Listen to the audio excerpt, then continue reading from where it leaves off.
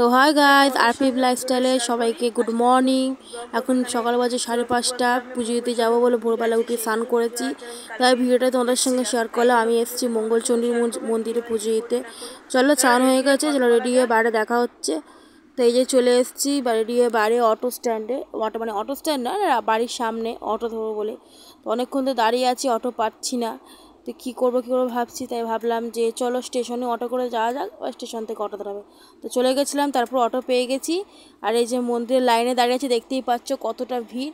তোমাদের সঙ্গে ভিডিওটা আমি শেয়ার করলাম। পিছনে মিষ্টি বসে আছে, এরকম করে মিষ্টি বসে থাকে। আর এত লাইন, তার মাঝখানে ঠাকুরের ঘট কিনেছি, শিবের মাথায় জল ঢালবো বলে। ঘট তো আনিনি বাড়ি থেকে, আর ধূপকাঠি, মোমবাতি, মিষ্টি সবই কিনেছি। আর দেখতে পাচ্ছ কতটা লাইন, পিছন দিয়ে লাইন দিয়ে দিতে আমরা এসেছি। তার মাঝখানে যে লাইন হয়ে এসছে, পুজো দেওয়া হয়ে গেছে। তারপরে বাইরে যে ধূপকাঠি মোমবাতি জ্বালাতে হয়, তাই জন্য আমি ধূপকাঠি মোমবাতি ব্যাগ থেকে বার করে জ্বালাচ্ছি। কেন, আর সবাই তোমরা বলবে যে দিদি কেন চুড়িদার পরে এসছো, কেন শাড়িটা আমি ক্যারি করতে পারি না বলে আমি সেই জন্য চুড়িদারটা পরেছি। যেটা ক্যারি করতে পারবো আমি সেটাই পরবো, সেই জন্য চুড়িদারটা পরে এসেছি। মন থেকে ভক্তিটাই মেন, শাড়ি বলো চুড়িদার বলো এটা কোনো ব্যাপার নয়। আর এগুলো ধূপকাঠি মোমবাতি দেখাচ্ছি। ঠাকুর, ওটা হলো মহাদেবের মন্দির, আর পাশে মঙ্গলচণ্ডীর মন্দির। তাই ধূপকাঠি মোমবাতির কাছে আরও প্রচুর সব লাইন দিয়ে দাঁড়িয়ে আছে। সব পরপর আসবে না, একবারে আসলে তো আগুন ঠাগুনের ব্যাপার আছে, তো ওই জন্য এক জায়গায় সবাই আসছে, ধূপকাঠি মোমবাতি সব জ্বালাচ্ছে।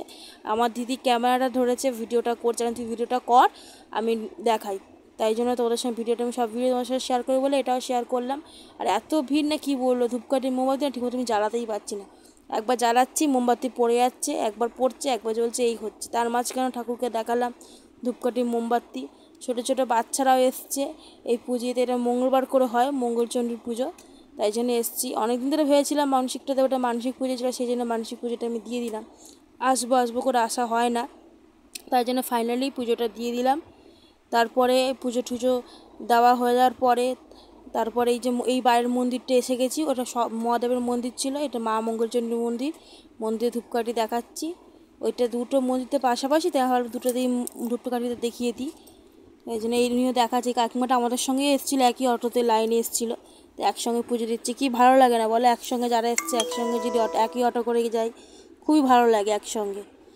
দেন পুজো দেওয়া কমপ্লিট, অটোয় উঠেছি ওখান থেকে, এবার বাড়ি যাব। আর প্রচুর গরম লাগছে, কি বলবো, দেখতে পাচ্ছি দরদর করে আমি ঘামছি, প্রচুর গরম লাগছে।